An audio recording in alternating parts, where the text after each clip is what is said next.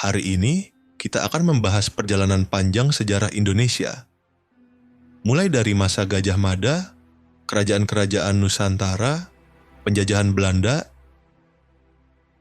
hingga akhirnya kemerdekaan bangsa kita tercinta. Yuk, kita mulai. Pertama, kita mengenal Gajah Mada yang diajarkan dulu waktu kita masih sekolah dasar.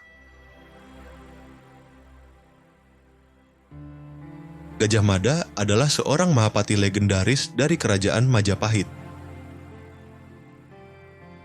Ia hidup pada abad ke-14 dan dikenal luas karena Sumpah Palapa. Apa isi sumpah itu? Ia bersumpah tidak akan menikmati palapa, rempah-rempah, sebelum seluruh Nusantara bersatu di bawah Majapahit.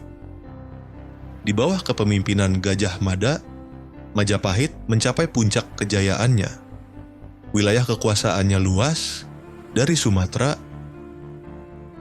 Jawa, Kalimantan, Sulawesi, hingga ke sebagian wilayah Asia Tenggara. Ia bukan sekadar panglima, tapi simbol awal persatuan Nusantara.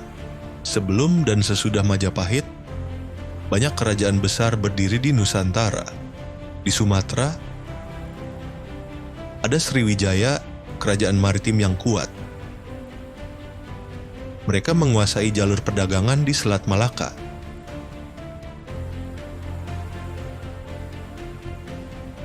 Di Jawa Barat, ada kerajaan Sunda dan Tarumanegara. Di Jawa Tengah dan Timur, tumbuh kerajaan Hindu-Buddha seperti Mataram kuno, Kediri, Singasari. Lalu datanglah Islam. Kerajaan-kerajaan Islam muncul seperti Demak di Jawa,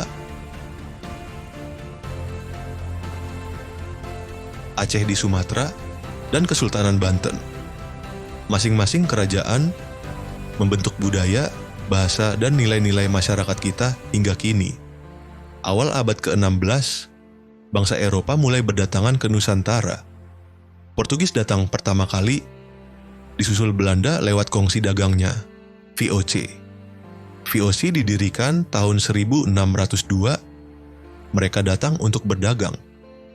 Tapi lama-lama mereka menguasai wilayah-wilayah lokal. Setelah VOC bangkrut, Belanda mengambil alih secara langsung melalui pemerintah Hindia Belanda. Selama lebih dari 300 tahun, Indonesia mengalami masa penjajahan yang panjang dan menyakitkan. Ada tanam paksa, kerja rodi, dan pengambilan hasil bumi besar-besaran. Namun rakyat tidak tinggal diam. Perlawanan terjadi di mana-mana. Pangeran Diponegoro di Jawa, Imam Bonjol di Sumatera Barat, Kutnyak Dien di Aceh, dan masih banyak lagi pahlawan lainnya. Kami bangsa Indonesia dengan ini menyatakan kemerdekaan kami. Perjuangan terus berlanjut dari generasi ke generasi. Abad ke-20 menjadi titik balik.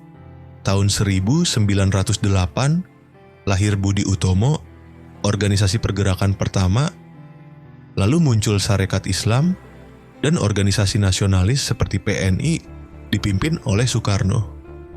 Rakyat mulai sadar akan pentingnya kemerdekaan.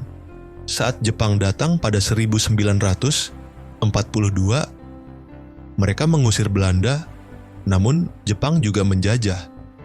Tapi di masa Jepang, kesempatan politik terbuka. Soekarno dan Hatta memanfaatkannya untuk menyusun langkah kemerdekaan.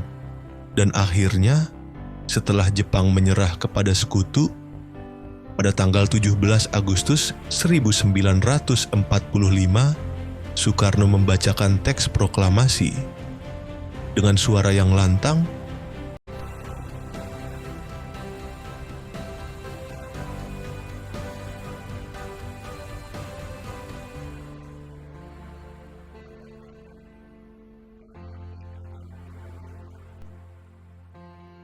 hari itu, Indonesia merdeka.